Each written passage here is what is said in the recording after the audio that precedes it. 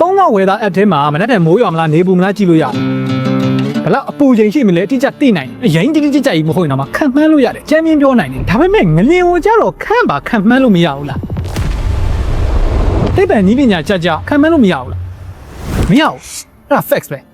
ဒါတော့မှ Facebook ပေါ်မှာငလင်ကိုကြိုဟောနိုင်နေဆိုတဲ့လူတွေဘေးဒင်းဆရာတွေကိုပညာရှင်တို့နာမည်တက်ထားတဲ့သူတွေအများကြီးရှိနေတော့မယ်သူကဂျိုတွေရဲ့အနေထားတို့လဆွဲအားတို့တိန်တွေရဲ့ပုံတံတို့ဒါမှမဟုတ်တရိတ်ဆန်တွေရဲ့အမှုအကျင့်တွေကိုကြည့်ပြီးတော့တိတ်မကြခင်ငလင်းလှုပ်တော့မယ်ဆိုပြီးတော့လူတွေကိုလှမ်းအောင်လုပ်တတ်ကြပြောမယ်ဆိုတော့ဒီ post ကိုမင်းမေကိုလည်းပြမယ် share ကိုလည်းတိုက်မယ်သူတို့ရဲ့လက်ကွက်တွေကအရင်ရိုးရှင်းတယ်ကဘာပေါ်မှာနေစဉ်နဲ့အမြငလင်းအသေးလေးတွေထောင်ပေါင်းများစွာလှုပ်နေတာသူတို့ကအမြဲတမ်းလို့ဟောကိန်းတွေထုတ်ပြီးတော့တိုက်ဆိုင်တဲ့အချိန်ကျရင်ခေါ်တွေ့လာမနေလို့သွားတယ်ငါပြောသားပဲမှတ်နေမလားအဲ့လိုမျိုးနာမည်ကောင်းယူတာအဲ့လိုမျိုးခံမှန်းချက်တွေနဲ့လူတွေရဲ့ကြောက်စိတ်ကိုအမြတ်ထုတ်ပြီးတော့နာမည်ကြီးအောင်လုပ်တာလူတွေရဲ့စိုးရိမ်စိတ်တွေကိုခုလုံးလုပ်ပြီးတော့အာယုံဆိုင်မှုကိုရအောင်လုပ်တာမျိုးအဲ့ဒီလုပ်ရက်တွေကမလိုလားအပ်တဲ့စိုးရိမ်ပူပန်မှုတွေကိုဖြစ်စေနိုင်တယ်ဆိုတော့အဲ့လိုအားချောင်းနေတဲ့ဘဲတွေလို့မဟုတ်ဘဲနဲ့တိပ္ပံနည်းပညာကြကြဘာဖြစ်လို့ငလျင်ကိုကြိုတင်ခံမှန်းလို့မရတာလဲနည်းပညာအခက်အခဲရှိလို့လားဒါမှမဟုတ်ငလျင်ကပဲအရန်ကိုလျှို့ဝှက်ဆန်းကျယ်လို့လားခံမှန်းလို့မရရင်ဘာရောလုပ်လို့ရသေးလဲအဲ့ဒါလေးတွေကိုချက်ပြောလိုက်ရအောင်โอเคခြေပြေးရှောက်စားနေကြိုးစားပါတယ်တဘာဝဘေးအနေရတဲ့မှာငလျင်ကတော့ကြောက်စရာအကောင်းဆုံးပဲဘာလို့ဆိုဟိုနှစ်ကပဲငလျင်ကြီးကျယ်လှုပ်သွားလို့တခြားမပြောနဲ့နော်စကိုင်းတို့မန္တလေးတို့မှမပြောနဲ့ဘန်ကောက်မှာတော့မှအဲ့တုန်းက24လောကနေဆင်းပြေးရတာဆိုတာတပတ်လောက်လမ်းမလျှောက်နိုင်ဘူးအဲ့ဒီချိန်ကလေးကနေစပြီးတော့ trauma ရသွားလိုက်တာအခုထိပဲနှစ်တည်းလည်းချီနေပြီအခုချိန်ဒီခုံပေါ်မှာထိုင်နေလို့ရှိရင်လှုပ်နေတော့မယ်လှုပ်နေလို့ရှိရင်ဘေးမှာထားတဲ့ရေဘူးလေးကိုကြည့်ရရေဘူးထဲမှာကျွန်တော်ရေမြန်းတစ်ဝက်လောက်ထည့်ထားအဲ့ဒီရေကလှုပ်နေတယ်ဆိုလို့ရှိရင်တော့ငလျင်တွေလှုပ်ပြီးပေါ့အဲ့ဒါဆိုတော့ပြေးပေါ့နော်ငလျင်မလှုပ်နေဘူးဆိုရင်တော့အော်ငါစိတ်ကဖြစ်တာအဲ့လိုတွေးနေရတယ်အခုချိန်ထိပဲထားပါတော့နော်အဲ့လိုကြောင့်ကြောက်တာအပြင်ဘာအရင်ရောင်မှမပြဘဲနဲ့ပြင်စင်ချင်းတစ်စက္ကန့်မှမပေးဘဲနဲ့လှုပ်ချင်တယ်လို့ကောက်လှုပ်တက်တဲ့သဘောတဘာဝကြောင့်ဒီကောင်ပူကြောက်ဖို့ကောင်းတာပေါ့တိတိပညာတွေတိုးတက်လာတဲ့ခေတ်မှာလူတွေကတောင်းနှစ်တွေအများကြီးချီကြပြီးတော့ဖြေရှာခဲ့ကြဒါပေမဲ့အခုထိကျွန်တော်တို့ငလျင်ဘယ်တော့လှုပ်မလဲဆိုတာကိုကြိုမသိရသေးဘူးခုရထားသလောက် information တွေအရာဘယ်တော့မှကြိုမသိနိုင်တာလဲဖြစ်လာမှုများတယ်ဘာဖြစ်လို့လဲဆိုတာကိုနားလည်ဖို့ဆိုရင်ကျွန်တော်တို့ကမြေအောက်ထဲကိုဆင်းရမြေအောက်ကအခြေအနေကိုပြန်ကြည့်ဖို့လိုတယ်။ကဲ့ရွေကြောတွေတို့ကြောက်ချက်လွှာကြီးတွေတို့အဲ့ဒါကြီးတွေကမြေအောက်တော်တော်နက်တဲ့နေရာမှာရှိတယ်။ညာသောအဖြစ်ငလျင်တွေစဖြစ်ပေါ်တဲ့နေရာတွေကမြေအောက်9မိုင်ကနေပြီးတော့မိုင်20လောက်ထိနက်တဲ့နေရာတွေမှာဖြစ်တတ်တယ်။အဲ့လိုမျိုးနက်ဆိုင်တဲ့နေရာကကြောက်သားတွေကြားထဲမှာဖိအားတွေကဘယ်လောက်ထိစုပုံနေပြီလဲ။ပုတ်တိုက်အားတွေကဘယ်လောက်ထိပြင်းထန်နေပြီလဲဆိုတော့တိုင်းမှုကအရန်ခက်တယ်။မြေအောက်10မိုင်လောက်ထိဆင်းပြီးတော့စန်စာတွေတက်ဖို့ကြတော့လေလက်ရှိနီးပညာအရာဘလုံးမဖြစ်နိုင်အဲ့လောက်ထိမဲ့တဲ့နေရာအပူချိန်ကအရန်လည်းပြင်းတယ်လို့ဖိအားလည်းအရန်များတယ်အဲဒါကြောင့်မလို့ဘယ်ကရိယာမှဘယ်ဆက်မှတက်လို့မရအောင်အဲ့ဒီပြင်ကြောက်သားတို့ကြီးကဆောလစ်ဖြစ်နေတာပုံမှန်ခြားသီးဥရုတိုင်းတယ်လို့မျိုးအလင်းတန်းတွေရေဒါတွေနဲ့လည်းဖြတ်သွားအောင်လုပ်ပြီးတော့ဖောက်ပြီးတော့လည်းတိုင်းလို့ကမရပြန်အဲ့တော့ကျွန်တော်တို့ကမြေအောက်အခြေအနေကိုလေ့လာတဲ့အခါမှာမျက်မမြင်နေလို့ပဲအပေါ်ကနေပြီးတော့တိုင်းတာလို့ရတဲ့ငလျင်လှိုင်းကနည်းနည်းပါးပါးလေးနဲ့တခြားတွယ်ဝိုက်တဲ့အချက်လက်လေးတွေကိုပဲအာကိုပြီးတော့မြေအောက်မှာဘာဖြစ်နေလဲဆိုတော့မှန်းဆနေရမြေအောက်ကဖိအားအခြေအနေအတိအကျကိုမသိရဘဲနဲ့ဘယ်အချိန်မှာကြောက်သားတွေကအက်ကွဲပြီးတော့ဘယ်အချိန်မှာငလျင်လှုပ်မလဲဆိုတာကိုခံမှန်းဖို့ဆိုတာယူပဗေဒသဘောတရားအရာကတော်တော်လေးကိုမလွယ်ကူတဲ့အလုပ်တစ်ခုဒါပေမဲ့လူတွေကလွယ်လွယ်တော့ဘယ်လဲရှော့ကြမလဲဟုတ်တယ်မလားအဲ့ဒီတော့ကိုကဘာပေါ်ကအတော်ဆုံးပညာရှင်တွေအကောင်းဆုံးစူပါကွန်ပျူတာတွေကိုသုံးပြီးတော့မြေကြီးရဲ့လှုပ်ရှားမှုတွေကိုအသေးစိတ်တွက်ချက်မှုတွေတော်တော်များများလုပ်ခဲ့ကြတယ်။ဒီချိန်တုန်းကဆိုလို့ရှိရင်တရိတ်ဆန်တွေရဲ့ဥရွှမ်းပြုတ်မှုနေတဲ့အပြုတ်မှုတွေပေါ့နော်။အဲ့ဒါတွေကိုကြည့်ပြီးတော့ငလျင်လောက်တာကိုကြိုသိနိုင်တယ်ဆိုပြီးတော့အခိုင်အမာယုံကြည်ခဲ့ကြသေးတယ်။မြေအောက်ရေတွေကရေဒွန်ဓာတ်ငွေ့အပြောင်းလဲတွေတို့မြေကြီးတွေကထွက်လာတဲ့တန်လိုက်စကွင်းတွေတို့အဲ့ဒါတွေကိုလေ့လာပြီးတော့ခံမှန်းမှုအစွမ်းကုန်စ조사တယ်။ဒါပေမဲ့တမိုင်းတစ်လျှောက်မှာသူတို့ရဲ့စ조사မှုကတိတ်တော့အရှာမထင်ခဲ့ဘူး။တခါတလေမှာအောင်မြင်တယ်လို့ထင်ရပေမဲ့တကယ်လက်တွေ့မှာတော့ဘယ်နေရာဘယ်အချိန်မှမဆိုယုံကြည်ရတဲ့စိတ်ချရတဲ့ခံမှန်းတိုင်းတာရေးနီလန်းဆိုတာတခုမှမရှိသေးဘူးဒါပေမဲ့အဲ့လိုမျိုးလက်မခံလာသေးခင်1980ဝန်းကျင်လောက်တုန်းကဘာမဆိုတိတ်မကြသေးခင်တုန်းကငလျင်ကိုမိုးလေဝသခံမှန်းတယ်လို့အလွဲတကူကြိုသိနိုင်တော့မယ်လို့ယုံကြည်ကြတယ်တကယ်လည်းအဲ့လိုယုံကြည်မှုတွေတက်လာအောင်ငလျင်ကိုကြိုခံမှန်းနိုင်ပြီးတော့လူတွေရဲ့အသက်တွေကိုကယ်နိုင်ခဲ့တယ်ဆိုအဲ့အကြောင်းလေးကိုပြောပြ1985ခုနှစ်တုန်းကတရုတ်နိုင်ငံလျောင်နင်းဆိုတဲ့ပြည်နယ်ကဒီဟိုင်ချန်းဆိုတဲ့မြို့လေးမှာတဘာဝပတ်ဝန်းကျင်မှာထူးဆန်းတဲ့အပြောင်းလဲတွေဆက်တိုက်ဖြစ်မြေအောက်ရေမျက်နှာပြင်တွေကရုတ်တရက်ကြီးအတက်အကျတွေဖြစ်လာတာတို့ရေတွင်းထဲမှာရေတွေကအလုံးလုံးဆူပွက်လာတာတို့အကြောင်းတွေနောက်ကျသွားတာတို့အဲ့ဒါမျိုးဖြစ်တယ်။ဆောင်းရသည်လိုမျိုးအေးခဲနေတဲ့အချိန်ကြီးမှာမွေတွေကသူတို့ရဲ့တွင်းတွေကနေရုတ်တရက်ထွက်လာတယ်။ဆောင်းခိုနေတဲ့ကောင်တွေကအချိန်မဟုတ်ခါမဟုတ်အပြင်ထွက်လာတာဆိုတော့လမ်းမပေါ်မှာပဲအေးခဲပြီးတော့ရှော့ကုန်ရတယ်။ကျ ကြွက်တယ်ဆိုရင်လည်းကြောင်တွေကိုတော့မကြောက်ဘဲနဲ့အိမ်ထဲကနေပြီးတော့ပြင်လူရွက်ပြေးကြတယ်တို့မြင်းတွေဝက်တယ်ဆိုလည်းအစာမစားတော့ဘဲနဲ့ခြံထဲမှာကနာမငြိမ်နေဖြစ်နေတယ်တို့အဲ့လိုမျိုးတွေဖြစ်တယ်တရုတ်နိုင်ငံရဲ့ငလျင်လေးလာစောင့်ကြည့်ရေးဖွဲကအဲ့ဒီအချိန်ကမြေကြီးရဲ့အနေအမြင့်အပြောင်းလေးတွေကိုတေချာစောင့်ကြည့်တယ်မြေကြီးကတိတိကျကျစောင်းသွားတာကိုသူတို့ကသတိထားမိကြကြတယ်အဲ့လိုမျိုးတဘာဝလုံဖြစ်ရက်တည်နေအတူတူဖေဖော်ဝါရီလအစပိုင်းကိုရောက်တဲ့ခါကျတော့အသေးစားငလျင်လေးတွေကစက်တိုက်ဆိုသူတို့လှုပ်လာငလျင်လေးတွေကတဖြည်းဖြည်းနဲ့ပိုပြီးတော့စိတ်လာပြီးတော့ပြင်းအားကလည်းပိုပြီးတော့များလာတာပေါ့အဲ့လိုမျိုးအချက်ပြတာလေးတွေကတပြိုင်နက်ပေါ်လာတဲ့ခါကျတော့တရုတ်အာဏာပိုင်တွေတွေကဆုံးဖြတ်ချက်ဖို့သိမခက်ခဲတော့ဖေဖော်ဝါရီလ4ရက်နေ့မနက်ပိုင်းမှာသူတို့ရဲ့မျိုးသူမျိုးသားတွေအကုန်လုံးကို evacuate လုပ်ဖို့တရားဝင်အမိန့်ထုတ်လိုက်တယ်လူတွေအကုန်လုံးအေးခဲနေတဲ့ဆောင်းရာသီကြီးထဲမှာအပြင်ဘက်ကတဲလေးတွေထဲမှာသွားနေကြရတာပေါ့အဲ့လိုနဲ့ညနေ9နာရီခွဲကျော်လောက်မှာသူတို့မှန်းထားတဲ့အတိုင်းပဲအင်အား9.3ရှိတဲ့ငလျင်ကြီးတကယ်လှုပ်သွားတယ်မြို့တွေကအဆောက်အုံ90ရာခိုင်နှုန်းတော့ပြိုတယ်အကုန်လုံးဒီမှာပြိုတာပေါ့နော်ဒါပေမဲ့လူအသေးပြောက်ကအရန်ကိုနေသွားတယ် evacuate မလုပ်ဘူးဆိုရင်အနည်းဆုံးလူသိန်းလောက်တိမ်နိုင်တဲ့အရေးကနေပြီးတော့အသေးပြောက်နည်းနည်းလေးနဲ့နေမယ်ဒီကိစ္စပြီးသွားတယ်အဲ့ဒီ high chang ရဲ့ငလျင်ကိုကြိုတင်ခံမှန်းတာအောင်မြင်တဲ့သတင်းကကမ္ဘာတဝန်းလုံးကိုချက်ချင်းကိုပြတ်သွားတယ် American Japan ဥရောပအဲ့ဒီသိပ္ပံပညာရှင်တွေအကုန်လုံးကဒါငလျင်တွေကြိုတင်ခံမှန်းနိုင်မှုရဲ့လမ်းစာပဲဒီကနေစပြီးတော့ငါတို့ပိုင်းပြီရပြီဒါဆိုရင်ငါတို့ခံမှန်းနိုင်သွားပြီဆိုပြီးတော့ဂျုံသွားတာပေါ့ဒါတို့ထင်လိုက်တာငလျင်မလုတ်ခင်မှာကြိုတင်လက္ခဏာတွေကအမြဲတမ်းပြပေးတတ်တယ်အဲ့ဒီလက္ခဏာတွေကိုတေချာစောင့်ကြည့်နိုင်နေဆိုရင်တေချာဖို့ကြိုသိတယ်ပေါ့အဲ့ဒီအောင်မြင်မှုကြောင့်နိုင်ငံတကာအစိုးရတွေကငလျင်ခံမှန်းတဲ့ဒီသုတေသနတွေမှာဂျောင်းမုံငွေတွေကိုဒေါ်လာတန်းနဲ့ချီပြီးတော့အကြီးအကျယ်ချပေးခဲ့တယ်ဒါပေမဲ့အဲ့ရွှေအောင်မျိုးနှင်းချက်လေးကတစ်နှစ်တောင်မခံ1986ခုနှစ်ဇူလိုင်လမှာပဲတရုတ်နိုင်ငံတန်းရှန်မြို့မှာနောက်ထပ်အင်အား9.6ရှိတဲ့ငလျင်တစ်ခုထပ်လှုပ်တယ်အဲ့ဒီအချိန်တွေကကျတော့လုံးဝပြောင်းပြန်ဖြစ်သွားတယ်ပေါ့နော်ဟိုင်ချိုင်းမှာတော့တွေ့ခဲ့တဲ့ငလျင်တဲလေးတွေတို့တရိတ်ဆန်တွေကဥချွန်လေးတွေပြုတ်မှုနေတာလေးတွေတို့မြေအောက်ရေတွေပြောင်းတာတို့တခုမှမဖြစ်ဘူး။ငလျင်ကဘာအရေးအောင်မှမပြဘဲနဲ့လူတွေအိတ်နေတဲ့အချိန်မှာရုပ်ပြကြီးအုံတိုင်းဆိုပြီးတော့လှုပ်သွားတာ။ဆိုတော့လုံးဝသတိပေးနိုင်ဆိုတာမရှိလိုက်ဘူးပေါ့။အဲ့ဒီမှာလူ3သိန်းနီးပါးလောက်တည်တယ်။နေတာပေါ့။20ရာစုမှာအဆိုးရွားဆုံးသဘာဝဘေးလို့လူတွေတင်စားကြ။အဲ့ဒီ tension ဖြစ်ကသိပ္ပံပညာရှင်တွေကိုအိမ်မက်လှမက်နေရနေပြီးတော့ထားစမ်းဆိုပြီးတော့လှုပ်နှုတ်လိုက်တယ်လို့ဖြစ်သွားတယ်။ဟိုင်ချိုင်းမှာအောင်မြင်နေတဲ့နီလန်းနေရာတခြားနေရာတွေမှာလုံးဝအလုံးမလုပ်ဘူးဆိုတာကိုရဲရဲဆက်ဆက်ကြီးကိုအတွေ့အကြုံတစ်ခုနဲ့သင်ခန်းစာပေးလိုက်တာပဲ။ငလျင်တစ်ခုနဲ့တစ်ခုနဲ့ကအစပြောတဲ့ပုံချင်းကလုံးဝမတူဘူး။အဲ့ဒါကိုသူတို့တဖြည်းဖြည်းချင်းသဘောပေါက်လာတယ်။ဟိုင်ချိုင်းမှာလက္ခဏာတွေပြခဲ့တာလုံးဝရှာပပကံကောင်းမှုတစ်ခုကြောင့်ဒီလက္ခဏာတွေကြိုပြခဲ့တာဆိုတော့သိပ္ပံပညာရှင်ကသဘောပေါက်လာတာပေါ့။အဲ့ဒါနဲ့သူတို့ကโอเคဒါဆိုလို့ရှိရင်လည်းမပြနဲ့ပေါ့ကွာပြတဲ့ခါကျရင်ငါတို့သိရအောင်လို့ရှေ့ပြေးလက္ခဏာလေးတွေကဘယ်လိုမျိုးလေးတွေလဲဆိုတာကိုသိရအောင်လို့စူးစမ်းကြပြန်တယ်သိပ္ပံနည်းကျရှာဖွေဖို့စူးစမ်းတာပေါ့နော်သူတို့ကအဓိကအာယုံစိုက်ခဲ့တဲ့အရာ၃ခုရှိတယ်ရေဒွန်တန်းငွေရဲ့တရိတ်ဆန်နီရဲ့အမှုအကျင့်တွေရဲ့ပြီးတော့ရက်စစ်တန်လိုက်လိုင်းနေကြောက်သားတွေအကွဲရင်ထွက်လာမဲ့ရေဒွန်တန်းငွေကိုတိုင်းတာတယ်ဒါပေမဲ့တကယ်တမ်းမှာကျတော့ရာသီဥတုကြောင့်လေတန်းငွေပမာဏအပြောင်းလဲရရှိပြန်တရိတ်ဆန်နီကငလျင်ကိုရိုက်နဲ့ကိုကြိုပြီးတော့တိတာမဟုတ်ဘဲနဲ့လူတွေထက်အရင်P wave ကိုစက္ကန့်ပိုင်းလောက်ကြိုခံစားမိနေတာဆိုလိုချင်တာကဗျာအကောင်လေးတွေကလည်းဘီလင်ဟောတဲ့နေရာမဟုတ်သူတို့လည်းဖြစ်တော့မှသာသိတာelectromagnetic wave လို့ခေါ်တဲ့လက်ဆက်တန်လိုင်းတွေကြပြန်တော့လေကျွန်တော်တို့ပတ်ဝန်းကျင်က radio line တွေ cell tower line တွေအဲ့ဒီကနေပြီးတော့နှောက်ချက်တွေတအားများတယ် interference အရင်များတယ်ဆိုတော့အောက်ကိုလို့မရအောင်ဆယ်စုနှစ်ကြာအောင်ငလျင်ကိုခံမှန်းနိုင်မယ်လို့ထင်ရတဲ့လက္ခဏာ400ကျော်လောက်ကိုအသေးလဲရှာခဲ့တယ်တကယ်လည်းလက်တွေ့မှာဘယ်ကောင်းမှတေချာအားကိုလို့မရအောင်ဆိုမျောလင်းချက်တွေအကုန်ရေစုံမျောနောက်ဆုံးတော့သိပ္ပံပညာရှင်တွေကအမှန်တရားတစ်ခုကိုလက်ခံလိုက်ရတယ်ငလျင်တိုင်းမှာတူညီတဲ့ကြိုတင်လက္ခဏာမရှိသလိုငလျင်တစ်ခုနဲ့တစ်ခုကလည်းလုံးဝအဆက်မရှိဘဲနဲ့တီးခြားဖြစ်တည်နေတဲ့ဖြစ်စဉ်တွေပဲလို့သဘောပေါက်သွားတယ်အဲ့ဒီအချိန်မှာအမေရိကန်ကသိပ္ပံပညာရှင်တွေကပြန်စဉ်းစားတယ်ငလျင်ကိုနေရာအနှံ့မှာလိုက်ပြီးတော့ခံမှန်းနေမယ်အစားတေချာပေါက်ငလျင်လှုပ်မဲ့နေရာတစ်ခုကိုရွေးပြီးတော့တေချာစောင့်ကြည့်ရင်ရောဒါတွေရမလဲဘယ်လို data တွေရမလဲနေရာတိုင်းကိုလိုက်ကြည့်မယ်ဆိုလို့ရှိရင်ကြတော့ resource တွေအများကြီးကုန်မယ် realistic လည်းမဖြစ်ဘူးလေဆိုတော့တင်နေရာလေးကိုပဲစမ်းစားပြီးအပြစ်တက်ပြီးတော့နော်မျိုးစုံကိုကြိုးခုံပြီးတော့ဇွန်းတက်ပြီးတော့ share plan နဲ့အနီးကပ်လေးလာလိုက်မယ်ဆိုရင်ပိုတိကျတဲ့ result တွေရနိုင်တယ်လို့စဉ်းစားမိတယ်အဲ့ဒီအတွေးခေါ်ကနေပြီးတော့ကမ္ဘာအကြီးဆုံးငလျင်စောင့်ကြည့်လေးလာရေးစမ်းသပ်မှုကြီးဆိုတာပေါ်လာအဲ့ဒီတော့သူတို့ရွေးလိုက်တဲ့နေရာ United States ကဒီ California ပြည်နယ်က Parkfield ဆိုတဲ့မြို့အဲ့ Parkfield ကငလျင်သုတေသနအတွက်ကကမ္ဘာပေါ်မှာအရေးအပါဆုံးနေရာလို့ပြောလို့ရတယ်အဲ့ဒီနေရာကိုရွေးချယ်ရတဲ့အကြောင်းရင်းတွေကအဲ့ဒီမြို့ကဒီကဘာကျော် San Andreas ပြည့်ရွေကျော်ရဲ့တက်တဲ့အိမ်မှာရှိနေတာကြောင့်ပို့ပြီးတော့ထူးခြားတာကအဲ့ဒီနေရာမှာပြင်းအား6 ဝန်းကျင်လောက်ရှိတဲ့ငလျင်တွေက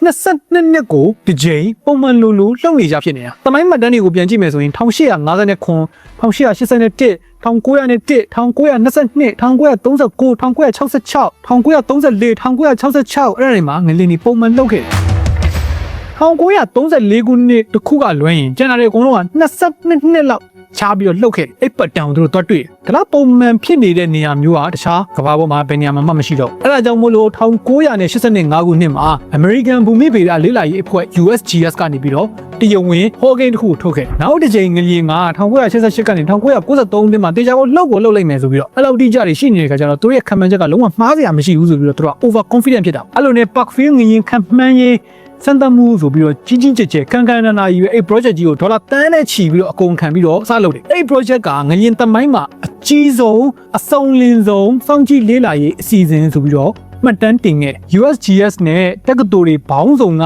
professor တွေပေါင်းပြီးတော့အဲ့ဒီ data တစ်ခုလုံးကိုပေါ့နော် sensor တွေနဲ့အသေးချာစောင့်ကြည့်တယ်မျက်နှာပြင်ပေါ်ကအတန်တွေ vibration တွေကအနှောက်အယှက်ဖြစ်မှာဆိုလို့ဆိုပြီးတော့မြေအောက်အနက်ကြီးတဲ့အထိကိုတိုးပြီးတော့ borehole seismometer ဆိုတဲ့ဟာကြီးတွေထည့်ထားတယ်အဲ့ဒီအပြင်မြေကြီးရဲ့ဒီတိမ်ကောင်းမှုပေါ့နော်အဲ့ဒါကိုတိုင်းလို့ရတဲ့တူးစီကြောက်သားတွေကြားဖိအားအပြောင်းလေးကိုတိုင်းမဲ့စက်တီတို့ကျဲရည်ကြောတလျှောက်ဖြည်းဖြည်းချင်းရွေလမ်းမှုကိုစောင့်ကြည့်မဲ့ creep meter တို့အဲ့ဒါတွေကိုနေရာအစုံမှာလိုက်တက်ထားလိုက်တယ်အဲ့ဒါတွေမဟုတ်သေးဘူးမြေအောက်တန်လိုက်ကွင်းအပြောင်းလေးကိုတိုင်းတာမဲ့တန်လိုက်အိမ်မြောင်စင်ဆာပေါ့နော် magnetometer တွေပေါ့ရေတွင်းတွေကရေမျက်နှာပြင်အတက်အကျကိုစောင့်ကြည့်မဲ့စင်ဆာတွေတို့အဲ့ဒါတွေကိုကုန်ဖြန့်တာတေးကျော်တစ်ဖက်နဲ့ရွေချမှုကိုတိကျတိုင်းတာဖို့အတွက်လေဆာရောင်ခြည်တွေကိုတော့မှသုံးခဲ့ကြသေးတယ်။နောက်ပိုင်းကျတော့ GPS နည်းပညာတွေပါထည့်ပြီးတော့သုံးတယ်။အဲ့ဒီစင်ဆာတွေအကုန်လုံးကမြေအောက်ကအချက်လက်တွေကိုအချိန်နဲ့တပြေးညီကွန်ပျူတာတွေစီကို24နာရီပတ်လုံးပို့ပေးတယ်။နောက်ဆုံးသူရဲ့ရည်ရွယ်ချက်ကရှင်းတယ်ပေါ့နော်။မီလီယံမလောက်ခင်စက္ကန့်ပိုင်းမိနစ်ပိုင်းနာရီပိုင်းလိုပါမြေအောက်ထဲမှာဘာတွေဖြစ်ခဲ့လဲ။ဘာတွေပြောင်းလဲခဲ့လဲဆိုတဲ့ဟာကိုအသေးစိတ်မှတ်တမ်းတင်ထားပြီးတော့ငလျင်ချိုတင်ခံမှန်းရေးအတွက်အရေးကြီးတဲ့ပေါ့ချက်ပေါ့။အဲ့အစ်စ်ကိုရှာဖို့ဒါမဲ့လည်းမအောင်မြင်ပါဘူး။သူတို့ထင်သလိုမယိုးရှင်းမြန်ခံမှန်းထားတဲ့1988ရောက်လာပြီမဲ့ဘာငလျင်မှမလုပ်1993ခုနှစ်ရောက်လာတဲ့အထိလည်းအဲ့ငလျင်ကပေါ်မလာသေးဘူးစင်တာတွေအကုန်လုံးကလည်းဒီအတိုင်းပဲအကုန်လုံးကအေးချမ်းပဲအဲ့ဒီမျိုးကန်တွေဆိုလို့ရှိရင်ငလျင်ကဘယ်တော့လဲဆိုတဲ့မေကွန်းလေးတွေပေါ့နော်နောက်တော့ပြောင်မေကွန်းလေးတွေအဲ့ဒါလေးတော့မှမေးစရာဖြစ်လာ researcher တွေတော့ကတော့ဒါတော်တော်လေးစိတ်ပြည့်စရာကောင်းတဲ့ဖြစ်ရတစ်ခုပေါ့နော်တကယ်ကတော့ငလျင်မလုပ်တာကောင်းတယ်လေဒါပေမဲ့သူတို့ကလုံမယ်ဆိုတော့မျောလင်းချက်ကြီးနဲ့ကြိုတင်မြင်စင်းပြီးတော့တက်ထားပြီးတော့မလုပ်တဲ့အခါကျတော့လေပေါ့တို့လည်းပဲစိတ်ကောင်းတယ်နော်ငွေကြီးတွေအများကြီးကုန်ကြခံတယ်တူးစီအများကြီးလည်းတက်ထားရတယ်ချင်းကြီးပဲဆိုတော့လူတို့ကလည်းအဲ့ဒါကိုဂျင်းနေဘူးမင်းတို့ကတောင်းနေတယ်မကြိုက်ဘူးပါပေါ့အဲ့ဒါတကယ်လည်းမဖြစ်ဘူးပေါ့အောက်ပိုတွေကြောက်လို့နေတယ်ပေါ့အဲ့လိုနဲ့ပဲတို့ကအဲ့ဒါတွေကိုတောင်းခံပြီးတော့ထပ်ဆောက်2004ခုနှစ်စက်တင်ဘာ28ရက်နေ့လေရောက်တော့သူစောင့်နေငင်းကြီးကရုတ်တရက်ထလှုပ်တော့တယ်ခံမှန်းထားတဲ့အချိန်တည်း16နှစ်နောက်ကျပြီးမှလှုပ်တာပြင်အား 6.0 ရှိတဲ့အဲ့ဒီငလျင်ကသူတို့မျှော်လင့်ထားတဲ့ငလျင်အတိအကျပဲဒါပေမဲ့ပညာရှင်တွေကိုလုံးဝတုံလှုပ်သွားစေတာကအဲ့ဒီငလျင်ကနောက်ကျတဲ့ကိစ္စမဟုတ်ဘူးအဲ့လောက်အစင်းမြင့်တဲ့ဆန်စာတွေအများကြီးတက်ထားလျက်နဲ့ငလျင်မလုတ်ခင်စက္ကန့်ပိုင်းလေးအလိုမှာတော့မှဘာကြိုတင်သတိပေးချက်ဘာလက္ခဏာမှလုံးဝမပြောက်မြေကြီးကတိန်းတောင်းသွားတာလည်းမရှိဘူးတန်လိုက်ကွင်းပြောင်းလဲလည်းမရှိဘူးဖျားတက်လာတာလည်းမရှိဘူးမြောက်ရည်တက်ကြလည်းမရှိဘူးအသေးသားငလျင်လေးတွေလည်းကြုံမလို့ဘာအရေးရောင်မှမပြဘဲနဲ့ရုတ်တရက်ကြီးအုံတိုင်းဆိုပြီးတော့လှုပ်သွားတာဆန်သားတွေအကုန်လုံးကငလျင်လှုပ်တဲ့အချိန်ကျတော့မှသာအေးဆိုပြီးတော့အချက်တွေပြကြတာပေါ့ဆိုတော့အဲ့ Parkfield စံတမှုကြီးရဲ့ရလက်ကလုံးဝရှင်းတယ်ငလျင်ဆိုတာအချိန်မှန်လာတဲ့ရထားတစ်စင်းမဟုတ်ဘူးပိုဆိုတာငလျင်တိုင်းကမလှုပ်ခင်မှာကြိုတင်သတိပေးလက္ခဏာတွေပြတတ်တယ်ဆိုတဲ့ယုံကြည်ချက်ကိုအပြီးအတိုင်းရိုက်ချိုးပလိုက်တယ်ကမ္ဘာပေါ်မှာအကောင်းဆုံးအစုံအလင်ဆုံးအချမ်းဆုံးလူတွေနဲ့စောင့်ကြည့်နေတာတော့မှဘာမှကြုံမသိလိုက်ဘူးတခြားနေရာတွေမှာကြုံသိဖို့ဆိုတာမဖြစ်နိုင်ဘူးပေါ့ဒါပေမဲ့ဒီနေရာမှာဖိုးတန်တဲ့သင်ခန်းစာတွေတစ်ခုကြအဲ့ဒါစံသားတွေမကောင်းလို့နည်းပညာမလုံလောက်လို့မဟုတ်ဘူးမြေကြီးရဲ့သဘောတဘာဝကိုယ်တိုင်ကခံမှန်းလို့မရနိုင်တဲ့သဘောတဘာဝရှိတယ်ဆိုတာပဲအဲဒါကြောင့်မလို့ငလျင်အချိန်မရွေးနေရာမရွေးရုတ်တရက်ကြီးဝင်ဆောင်နိုင်တဲ့တဘာဝဘေးအနေကြီးအဖြစ်အလုံးလေးလေးနက်လက်ခံလိုက်ရတယ်ဒီလောက်အားထုတ်နေတဲ့ကြားတွေကဘာကြောင့်ငလျင်ကိုခံမှန်းဖို့ဒီလောက်ခက်ခဲရတာလဲကမ္ဘာမြေပြင်ကိုဖွဲ့စည်းထားတဲ့ကြောက်ချက်လွှာကြီးတွေကတစ်နှစ်ကိုစင်တီမီတာအနည်းငယ်လောက်သူကရွေ့ကြတယ်အဲ့လိုရွေ့တဲ့အခါမှာပြည့်ရည်ကြောတွေမှာတစ်ခုနဲ့တစ်ခုနဲ့ပုတ်တိုက်ပြီးတော့ညှိနေတတ်တယ်အဲ့လိုမျိုးညှိနေတဲ့နေရာတွေမှာဖိအားတွေကဖြည်းဖြည်းနဲ့စုပုံလာတယ်ဆယ်စုနှစ်ပေါင်းတော်တော်များများကြာနော်ရာစုနှစ်ပေါင်းကြာသွားတဲ့အခါမှာအဲ့ဖိအားတွေကဒီကြောက်သားတွေရဲ့ခန္ဓာရည်ဓာတ်ကိုကျော်သွားပြီးတော့ရုပ်တရက်အကွဲထွက်သွားတယ်အဲ့ဒါကို elastic rebound လို့ခေါ်တယ် theory ကကြည့်မယ်ဆိုလို့ရှိရင်ဖိအားဘယ်လောက်ရှိလဲကိုသိရင်ဘယ်အချိန်ကျိုးပဲ့မလဲဆိုတဲ့ဟာကိုတွက်ထုတ်လို့ရနိုင်တယ်ဒါပေမဲ့လက်တွေ့မှာကြတော့ပြည့်ရည်ကြောတွေက तू ကဖမ်းမြောင်တဲ့ညီညာလေးမဟုတ်ဘူးနေရာတိုင်းမှာအဖုထစ်တွေကျိုးပဲ့နေတဲ့အပိုင်းတွေဒီအရန်ကိုရှုပ်ထွေးတယ်အဲ့လိုမျိုးရှုပ်ထွေးတဲ့အတွက်ဘယ်နေရာမှာဘယ်ဖိအားကဘယ်လောက်စုနေလဲဆိုတာကိုမသိနိုင်တော့အဲ့ဒါတွေမပြီးသေးဘူးနောက်တစ်ချက်ရှိသေးတယ်အဲ့ဒါကဘာလဲဆိုတော့ငလျင်တွေက self organized criticality လို့ခေါ်တဲ့ ယူဘဗေဒသဘောတရားနဲ့အလုပ်လုပ်နေတာတဲ့အဲ့ဒီသဘောတရားကိုနားလည်ဖို့အတွက်တဲပုံလေးတစ်ပုံကိုဥပမာပေးပြီးတော့ကျွန်တော်တို့စဉ်းစားကြည့်ခမရစပွဲပုံကိုတဲပွင့်လေးတွေကိုတပွင့်ချင်းစီတဖြည်းဖြည်းချင်းစီတင်နေထားကြပါစို့အစပိုင်းမှာတော့တဲပုံလေးကမြင့်လာလိမ့်မယ်တဲပွင့်တွေအများကြီးစုပုံလာတဲ့အခါမှာတဲတွေရဲ့ဖွဲ့စည်းပုံကတဖြည်းဖြည်းပြိုကျဖို့အတွက်အနေရရှိတဲ့အနေအထားကိုရောက်လာတယ်ဒါပေမဲ့တဲပုံကအမြင့်ဆုံးအနေအထားတစ်ခုကိုရောက်သွားတဲ့အခါမှာနောက်ထပ်တဲတပွင့်လေးတင်လိုက်တာနဲ့တဲပုံကြီးပြိုကျသွားလိမ့်မယ်တဲပုံကြီးရှော့ဆင်းသွားလိမ့်မယ်ပေါ့အဲ့ဒီနေရာမှာစိတ်ဝင်စားစရာကောင်းတဲ့တစ်ချက်ကဘယ်တဲပွင့်ကအဲ့တဲပုံကြီးကိုပြိုကျစေမလဲဆိုတဲ့ဟာကကျတော့ခံမှန်းလို့မရ1500မြောက်တဲပွင့်လား29,986ခုမြောက်တဲပွင့်လားမသိဘူးတဲပွင့်တပွင့်ချင်းစီတိုင်းကအဲ့တဲပုံကိုပြိုကျသွားစေနိုင်တဲ့အလားလာရှိတခါတလေတဲပွင့်တပွင့်ကျသွားတဲ့အခါမှာတဲလေးကနည်းနည်းလေးပဲရှော့သွားတယ်ဒါပေမဲ့တခါတလေကျတော့အဲ့တဲပွင့်တပွင့်ကြောင့်ပဲတဲပုံကြီးတပုံလုံးပြိုသွားတဲ့အထိလည်းဖြစ်သွားတတ်ပြန်တယ်ငလျင်တွေကလည်းအဲ့လိုပဲတဲ့မြေအောက်ထဲမှာကြောက်သားတွေအကွဲတာနေတိုင်းလိုဖြစ်နေတာအဲ့ဒီအကွဲမှုတသေးလေးတွေကအဲ့တစ်ခုချင်းစီတိုင်းကငလျင်အကြီးဖြစ်လာနိုင်စေတဲ့အစာပြိုးမှုလေးတွေပဲနေ့စဉ်နဲ့အမျှမြေအောက်ထဲမှာအကွဲမှုလေးတွေကထောင်နဲ့တောင်းနဲ့ချီပြီးဖြစ်နေပေမဲ့ဘယ်ဟာအကြီးဖြစ်သွားမလဲဘယ်ဟာကြီးကတော့ tipping point လဲဆိုတော့ကျွန်တော်တို့ကမသိနိုင်ငလျင်ငယ်လေးတစ်ခုလှုပ်တဲ့အချိန်မှာအဲ့ဒီလှုပ်ရှားမှုလေးကအနီးနားတခြားကြောက်သားတွေကိုဖိအားတွေဇက်တိုက်သွားပြီးတော့တက်ရောက်စေတယ်တကယ်လို့အနီးနားကြောက်သားတွေကလည်းပြတ်ထွက်လူဆဲဆဲအနေထားကိုရောက်နေပြီဆိုရင်အဲ့ဒီအကွဲမှုတသေးလေးကနေပြီးတော့ဆင်ကဲပြိုလဲကျမှုတွေကိုဇက်တိုက်ဖြစ်သွားစေပြီးတော့ပြင်းအား၈လောက်ရှိတဲ့ငလျင်ကြီးလည်းပြင့်ဖြစ်သွားနိုင်တယ်ဒါပေမဲ့အနီးနားကြောက်သားတွေကခိုင်မာနေသေးတယ်ဆိုရင်အဲ့ဒီအကွဲမှုလေးကအဲ့နေရာမှာမင်းချက်သွားတယ်ပြင်းအား2လောက်နဲ့လည်းပြီးသွားလိမ့်မယ်ပြဿနာကဘာလဲဆိုတော့အဲ့ငလျင်လေးကစပြိုးတဲ့အချိန်စက္ကန့်ပိုင်းလောက်အတွင်းမှာဒါငလျင်သေးသေးလေးနဲ့ပြီးသွားမှလားဒါမှမဟုတ်မျိုးလုံးကျပြောင်သွားတဲ့ငလျင်ကြီးဖြစ်မှလားဘူးမှမသိဘူးတင်စားပြီးပြောရမယ်ဆိုလို့ရှိရင်အဲ့ဒီလှုပ်လိုက်တဲ့ငလျင်သေးသေးလေးရတော့မှငါကြောင့်ငလျင်အကြီးဖြစ်သွားမှလားဆိုတော့မသိဘူးဗျာဆိုတော့အစာပြိုးနေတဲ့အနေထားကလုံးဝအတူတူပဲဆိုရင်တော့မှအဲ့ဒီအကွဲမှုလေးကဘလောက်ထိဆက်တိုက်ဆက်ပြီးတော့ဖြစ်သွားမှလဲဆိုတာမသိနိုင်အဲ့လိုမျိုးရှုပ်ထွေးပြီးတော့ကြိုတင်ခံမှန်းလို့မရတဲ့ကမောက်ကမဖြစ်နေတဲ့ system ကြီးတစ်ခုပေါ့နော် chaotic system ကြီးဖြစ်နေတဲ့အခါကျတော့ငလျင်ကိုရက်တွေလတွေနဲ့ချီပြီးတော့ကြိုတင်ခံမှန်းမှုဆိုတာသိပ္ပံပညာအရလုံးဝမဖြစ်နိုင်ဘူးလို့လက်ခံလာကြတယ်အဲ့ဒါကျွန်တော်ရှင်းမှာပြောသလိုပဲကျွန်တော်တို့ရဲ့ fault မဟုတ်ဘူးလောလောဆယ်အထိပေါ့နော်သိရတဲ့နဲ့မခံမနိုင်ဘူးဖြစ်နိုင်ရတဲ့နဲ့မခံမနိုင်ဘူးဆိုရင်ကျွန်တော်တို့ပြစ်ပေါ့ဒါပေမဲ့အခုကကြတော့လက်ရှိနေတဲ့ technology အရကဘယ်လိုမှမဖြစ်နိုင်ဘူးမြေကြီးရဲ့ယူဘဗေဒနေရာမှာကိုယ်တိုင်ကခွင့်မပြုလို့ပေါ့နောက်နှစ်2000လောက်နေတဲ့အခါနောက်နှစ်200လောက်နေတဲ့အခါခံမနိုင်သွားပြီဆိုတော့ဒီဗီဒီယိုကအတိတ်ပဲမရှိတဲ့ဗီဒီယိုကြီးဖြစ်သွားမှာပေါ့ထားပါတော့နော်သိတဲ့ပညာရှင်တွေကငလျင်ကြိုတင်ခံမှန်းရေးဆိုတဲ့မဖြစ်နိုင်တဲ့အိမ်မက်ကြီးကိုသူတို့ကစွန့်ပစ်လိုက်ပြီးတဲ့အချိန်မှာကြတော့ပို့ပြီးတော့လက်တွေ့ကျပြီးတော့အသက်ပေါင်းများစွာကိုကယ်တင်နိုင်မဲ့နီးလန်းတစ်ခုကိုအာရုံစိုက်လာကြအဲ့ဒါပါလဲဆိုတော့ငလျင်ကြိုတင်အသိပေးစနစ်ဘယ်လိုခေါ်မလဲမဖြစ်ခင်ခံမှန်းပေးတာမဟုတ်ဘူးဟောကိန်းလုပ်တာမဟုတ်ဘူးသူကငလျင်လှုပ်ပြီးဆိုတာနဲ့သိအောင်လုပ်တယ်ပြီးတော့အပြက်စီးများမဲ့လိုင်းတွေမရောက်လာခင်မှာလူတွေကိုကြိုပြီးတော့တတိပေးတဲ့စနစ်မြေအောက်ထဲမှာကြောက်သားတွေအကွဲပြီးတော့ငလျင်စလုပ်ပြီးဆိုတာနဲ့အဲ့ဒီနေရာနေပြီးတော့လှိုင်းမျိုးစား2မျိုးထွက်တယ်ပထမလိုင်းကို P wave primary wave လို့ခေါ်တယ်သူကအတန်လိုင်းလိုပဲပေါ့နော် PR နဲ့တွားတဲ့လိုင်းမျိုးစားတစ်စက္ကန့်ကို4မိုင်ကနေပြီးတော့6မိုင်လောက်ထိတွားတယ်ဒါပေမဲ့ तू ကမြေကြီးကိုအထက်အောက်နည်းနည်းပဲလှုပ်ခါစေနိုင်တယ်ဒါပေမဲ့လူတွေမသိလိုက်ဘူးပေါ့အစာအိုးတွေကိုလည်းမထိခိုက်ဘူးပေါ့ဒုတိယလိုင်းကိုကျတော့ S wave secondary wave လို့ခေါ်တယ်သူက P wave တဲ့အများကြီးပိုနေတယ်တစ်စက္ကန့်ကို2မိုင်လောက်ပဲသွားနိုင်တယ်ဒါပေမဲ့ပြဿနာကဘာလဲဆိုတော့အဲ့ဒီ S wave ကမြေကြီးကိုဘေးတက်ရောအထက်အောက်ရောအပြင်းထန်လှုပ်တယ်အဲဒါကြောင့်မလို့အဲ့ဒီ wave ကတကယ်ငလျင် wave လို့ပြောရမှာပေါ့နော်ဒီအဆောက်အဦတွေကိုပြိုကျစေနိုင်တဲ့တရားခံကအဲ့ဒီ S wave ပေါ့ဆိုတော့ P wave ကမြန်တယ် S wave ကနေတယ်အဲဆိုရင်တစ်ခုကြားထဲမှာ time difference ရှိ P wave ကတော့လာပြီး S wave ကမလာသေးဘူးဆိုတဲ့အချိန်လေးအတွင်းမှာမရရအောင်အချက်ပြဖို့စူးစမ်းတာဆိုတော့အဲ့ဒီကြိုတင်သတိပေးစနစ်အတွက်မြေအောက်ထဲမှာငလျင်လှုပ်တာနဲ့အနည်းဆုံးမှာတက်ထားတဲ့ seismometer ပေါ့အဲ့ဒီကောင်တွေကအရမ်းမြန်တဲ့ P wave တွေကိုအရင်ဆုံး record လုပ်လိုက်တယ်အဲ့ဒီ sensor တွေက data center ပေါ့နော်ဒီစောင့်ကြည့်လေ့လာရေးအဖွဲ့မှာရှိတဲ့ computer တွေစီကို fiber optics နဲ့လှမ်းပို့တယ်ကွန်ပျူတာချက်ချင်းတွက်တယ်ဒီငလျင်ကဘယ်လောက်ပြင်းထန်နိုင်မလဲဘယ်နေရာတွေကိုထိခိုက်နိုင်မလဲကိုတွက်တယ်ပြီးတာနဲ့အပြက်အစီးဖြစ်မဲ့ S wave တွေမရောက်ခင်မဲ့အဲ့ဒီ data မှာရှိတဲ့လူတွေရဲ့ဖုန်းတွေစီကိုသတိပေးမဲ့ message တွေပို့ပေးတယ်အဲ့လိုသတိပေးချက်ရတဲ့အချိန်ကငလျင်ရဲ့ဗဟိုချက်ရဲ့ကိုရှိနေတဲ့နေရာရဲ့အကွာအဝေးပေါ်မှာမူတည်ပြီးတော့စက္ကန့်ပိုင်းကနေပြီးတော့မိနစ်ပိုင်းလောက်ထိအချိန်ရစက္ကန့်ပိုင်းလောက်လေးနေရဘာလို့ရမှာလဲလို့ခင်ဗျားတို့တွေးကောင်းတွေးလိမ့်မယ်ဒါပေမဲ့အဲ့ဒီစက္ကန့်ပိုင်းလေးကကြိုတင်ပြီးတော့စီစဉ်ထားမယ်လေ့ကျင့်ထားမယ်ဆိုရင်အသက်ပေါင်းတော်တော်များများကိုကယ်နိုင်တယ်ဗျဥပမာဂျပန်မှာဆိုရင်အဲ့ဒီသတိပေးစနစ်ဝင်လာတာနဲ့တပြိုင်နက်တည်းမိုင်200လောက်မြန်မြန်နဲ့ဒိုးနေတဲ့ကြီးစံရထားတွေရှင်ကန်စံရထားတွေပေါ့နော်အဲ့ကောင်တွေကအလိုလျောက်ဘေးအုပ်ပြီးတော့ရက်သွားတယ်ခွဲစိတ်ကန်နေရဆရာဝန်တွေကလည်းဓာတ်ကိုဘေးဖယ်ထားလိုက်ဖို့အတွက်အချိန်ရတယ်စိတ်ယုံနေရအနေရရှိတဲ့ဓာတုပစ္စည်းတွေကိုလည်း ပိတ်ပလိုက်နိုင်တယ်မီးလောင်မှုမဖြစ်အောင်လို့ဒန်းဝစ်ပိုက်လိုင်းတွေကိုလည်းအလိုအလျောက်ပိတ်ထားလို့ရအောင်လို့လုပ်ပေးလိုက်နိုင်တယ်လူတွေကိုအပြင်ထွက်ဖို့ဒါမှမဟုတ်ရင်တော့မှအပြင်ထွက်ဖို့အချိန်မရဘူးဆိုရင်တော့မှစပွဲအောက်ထဲကိုဝင်ပုံမှုတော့အချိန်လေးရသွားတယ်အဲ့ဒီအပြင်နောက်ထပ်ကျွန်တော်တို့အဓိကမိခူရတဲ့အရေးကြီးဆုံးကိစ္စတစ်ခုရှိသေးတယ်အဲ့ဒါကတော့အဆောက်အဦတွေကိုငလျင်တန်ခံနိုင်အောင်လို့သူတို့ဆောက်လာတာပဲ earthquake engineering ပေါ့တကယ်တမ်းကတော့ငလျင်ကလူတွေကိုတည်စေတာမဟုတ်အဆောက်အဦတွေပြိုကျလို့လူတွေကတည်ရတာဘလောက်ပဲကြိုတင်သတိပေးထားကိုနေတဲ့အိမ်ကပြိုကျမဲ့အိမ်ဆိုရင်အသက်အန္တရာယ်ရှိမှာအဲဒါကြောင့်မို့လို့ engineer တွေကငလျင်တန်ခံနိုင်တဲ့အဆောက်အဦတွေကိုဆောက်ကြရတယ်ငလျင်လှုပ်တဲ့အခါမှာအရန်ကြီးတောင့်တင်းခိုင်မာနေအောင်ဆောက်ထားတာထက်လှိုင်းလိုက်ရိမ့်နိုင်အောင်ကွေးညွတ်နိုင်အောင်လို့တည်ဆောက်ရတယ်ခိုင်ခန့်မှုထက်ပျော့ပြောင်းမှုကိုပို့ပြီးတော့ဦးစားပေးရတယ်ပေါ့နော်။တိုင်းလောကမှာဆိုရင်တော့အမားကိုအပြော့နဲ့တိုက်တဲ့ထိုက်ကြည့်လို့ပဲ coming it